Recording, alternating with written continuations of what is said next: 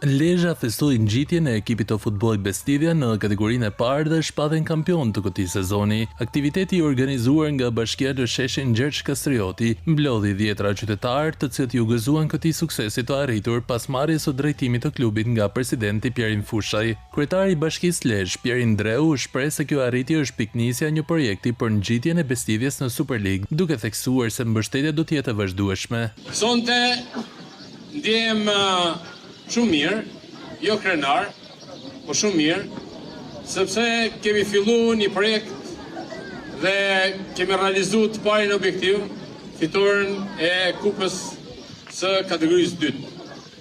Pa fitu kategorinë e 2, nuk ishim si shkoshim të parën, e pa shkun të parën s'kemi si dalim në Superligë. Prandaj,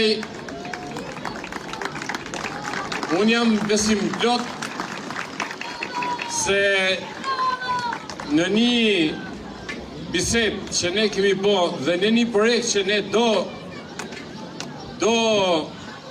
dizenjojmë të ditë me presidencën, me trajnerin, me drejtorin sportiv, me biznesin në Lezhë, ne nuk diskutohet që udhëtimin e kategorisë së parë ne do ta marrim si vrull për shku në Superligë.